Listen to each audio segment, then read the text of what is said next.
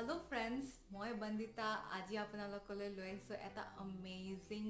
pineapple sauce recipe যোনটো আপোনালোকে barbecue chicken, fried fish যিকোনো নন ভেজ আইটেমৰ লগত আপোনালোকে খাব পাৰে আৰু আপোনালোকে এন্ডলৈকে চাব ভিডিওটো আৰু লাইক শেয়াৰ সাবস্ক্ৰাইব কৰি দিব বেল আইকনটো ক্লিক কৰি দিব আৰু কমেন্টত জনাব কেনেকুৱা লাগিছে পাইনাপল সস বনাবলৈ মই এটা পাইনাপল কাটি লৈছো কৰ্নফ্লোৰ 1 চামুচ চেনি আধা কাপ 8-9 ফুটা নহৰু চিলি ফ্লেক্স 1 চামুচ আৰু লেমন জুস 2 টিস্পুন প্ৰথমতে আনাৰস আৰু নহৰুখিনি ভালদৰে মিক্সিত পিছি ল'ব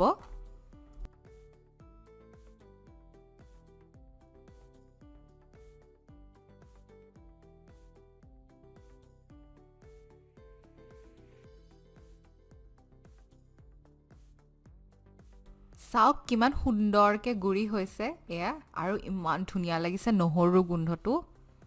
এতিয়া মই পাইনাপল সস বনাবলৈ ননষ্টিক পেন এখন গৰম কৰি লৈছো তাৰ পাছত পাইনাপল আৰু নহৰু মিক্সাৰটো দি দিব আৰু এনেদৰে লৰাই থাকিব যাতে ধৰি নেযায়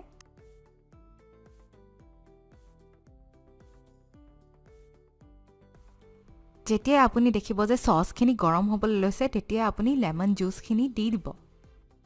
হাফ কাপ চেনি দিব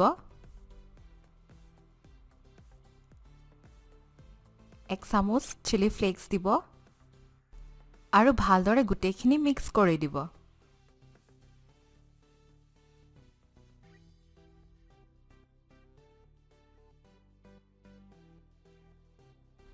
ভালদৰে মিক্স কৰাৰ পাছত নিমখ 1 চামুচ দি দিব এনেদৰে ভালদৰে লৰাই থাকিব আৰু যেতিয়াই দেখিব যে সসটো ইয়েলোৰ পৰা গোল্ডেন কালাৰ হৈ গৈছে তেতিয়াই আপুনি কৰ্নফ্লোৰ 1 চামুচত অলপ পানী দি পেলাই সসটোত মিলাই দিব